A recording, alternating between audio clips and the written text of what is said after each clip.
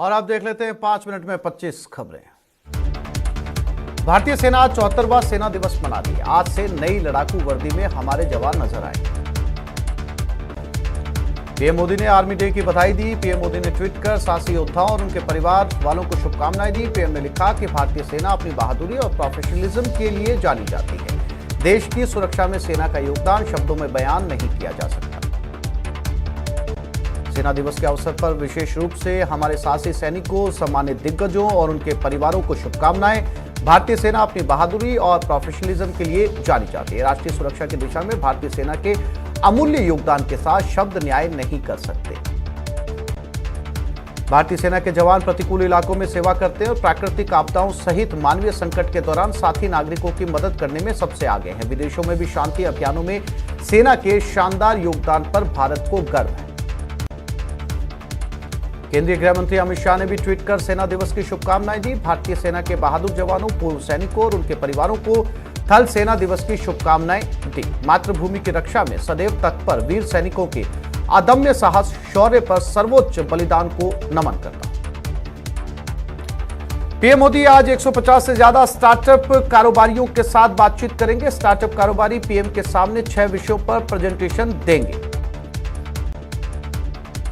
चुनाव आयोग ने 15 जनवरी तक रैली, रोड शो और बाइक साइकिल रैली पर रोक लगाई थी। आज चुनाव आयोग एक बार फिर मीटिंग करने वाला है। रैलियों पर रोक की मियाद खत्म बढ़ाने या खत्म करने पर फैसला करेगा। दिल्ली के गाजीपुर इलाके में मिले संदिग्ध बैग में आईईडी था। फिलहाल एनएसजी के बम निरोधक दस्ते ने गाजीपुर से बरामद आईईडी को डिफ्यूज कर दिया और आईईडी के सैंपल लिए हैं।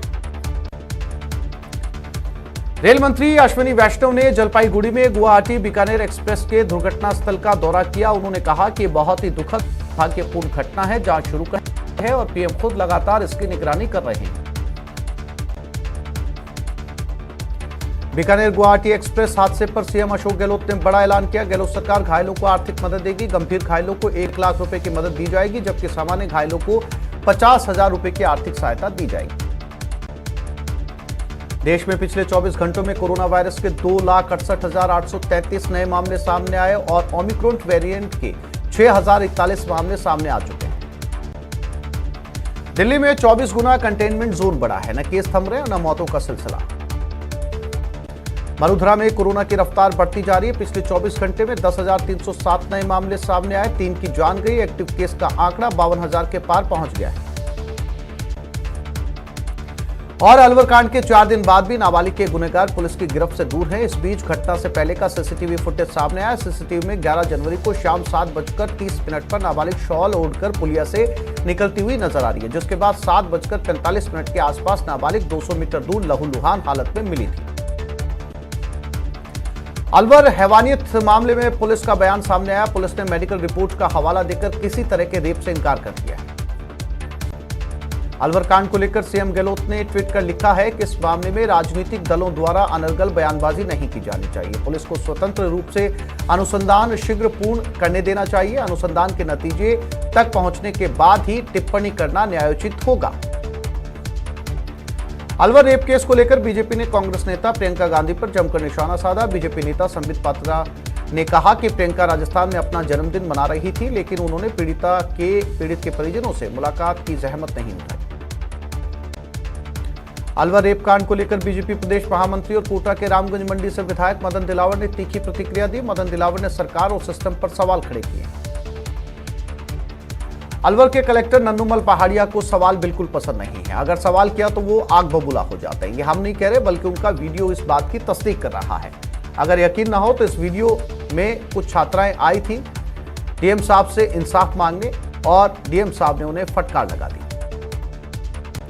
कोरोना और मौसमी बीमारियों की रोकथाम के लिए कोटा जिले में चिकित्सा विभाग का डोर टू डोर सर्वे जारी है। विभाग की 549 टीमों ने 13,093 घरों का सर्वे किया। इस दौरान घरों में लार्वा मिलने पर 5 मकान मालिकों को नोटिस दिया गया।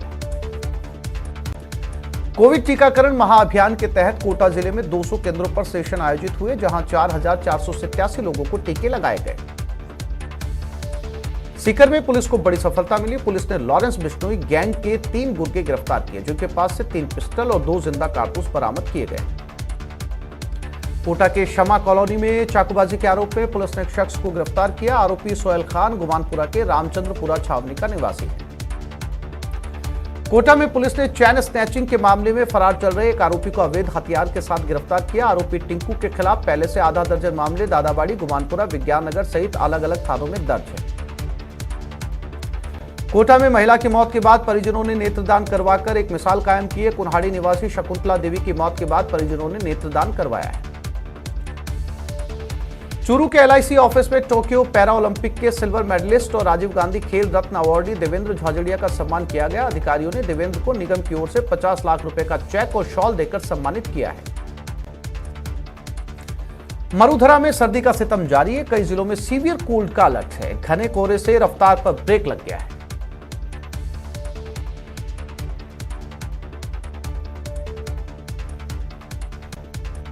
और देश में कोरोना की तीसरी लहर का कहर जारी है।